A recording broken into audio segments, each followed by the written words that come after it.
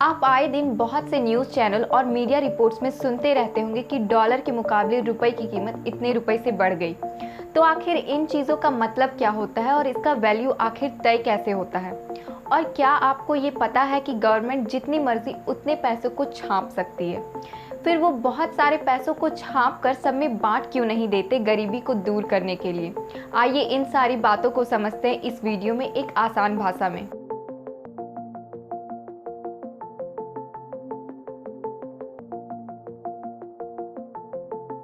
Hello, मेरा नाम है रिया और आप मुझे देख रहे हैं जिज्ञासा यूट्यूब चैनल पर। एकदम फंडामेंटल बात से शुरू करते हैं कि ये करेंसी कन्वर्जन बेसिकली 3 तरह से होती है: fixed exchange rate, floating exchange rate और manage exchange rate. Fixed exchange rate में जो करेंसी की एक्सचेंज रेट है वो वहाँ की गवर्नमेंट डिसाइड करती है। जैसे अगर मान के चलिए कि इंडियन गवर्नमेंट ने फिक्स्ड एक्सचेंज रेट को चुना और अपने इकोनॉमिक पॉलिसीज में लागू किया, तो वो अपने हिसाब से रुपए के वैल्यू को फिक्स कर सकते हैं। जैसे अगर उन्होंने ये कह दिया कि $1 का वैल्यू 30 इंडियन रुपी होगा, तो वो फिर फिक्स हो गया और वो अब घट या बढ़ नहीं सकता। आपको लग रहा होगा कि फिर गवर्नमेंट इस पॉलिसी को ही क्यों नहीं यूज करती और रुपीस का वैल्यू अपने हिसाब से फिक्स क्यों नहीं कर देती। बट इसको करना इतना भी आसान नहीं है। ऐसा क्यों है, इसका आंसर आपको आगे बताते हैं इसी वीडियो में। वैसे इस पॉलिसी को इंडिया ने 1993 तक फॉलो किया और इसके बाद इंडिया ने फ्लोटिंग एक्सचेंज रेट को अडॉप्ट कर लिया। फ्लोटिंग एक्सचेंज रेट में करेंसी की वैल्यू पूरी तरह से इंटरनेशनल ट्रेड मार्केट पे डिपेंड करती है और ये पूरी सिस्टम सप्लाई एंड डिमांड पे काम करती है। अगर किसी करेंसी की डिमांड ज्यादा है तो उसकी वैल्यू अपने आप इंक्रीज करती है। करेंसी की डिमांड से हमारा क्या मतलब है? मान के चलिए कि आप कोई फॉरेन की कंट्री में गए जो बहुत ही फेमस और बहुत से लोग बाहर से वहाँ आते हैं और आपको वहाँ कोई चीज़ खरीदनी है, जैसे आपको कोई पिज़्ज़ा खरीदना है, तो वहाँ का जो शॉपकीपर होगा वो बोलेगा कि हम आपको अपनी चीज़ें यहाँ की करेंसी देने पे ही दे सकते हैं। तो उस केस में आपको अपनी करेंसी को वहाँ की करेंसी से चेंज करना पड़ेगा।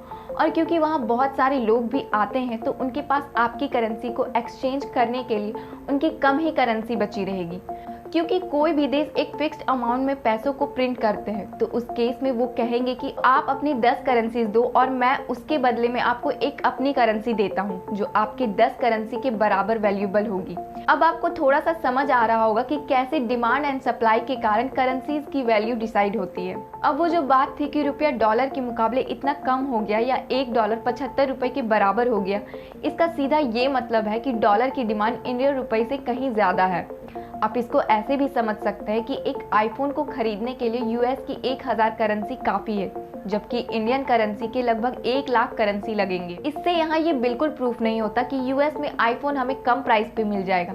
इससे बस ये प्रूफ होता है कि वो कंट्री हमारे कंट्री से ज़्यादा चीज़ें एक्सपोर्ट करती है, वो वर्ल्ड वाइड हमसे ज़्यादा सर्विसेज को प्रोवाइड कराते हैं। अब तीसरे कन्वर्जन रेट पर आते हैं, मैनेज फ्लोटिंग एक्सचेंज रेट। इस प्रकार के एक्सचेंज रेट सिस्टम में कोई देश की सेंट्रल बैंक गवर्नमेंट के बिहाफ पे करेंसी को मैनेज करती है फॉरेन एक्सचेंज मार्केट में इंटरवीन करके।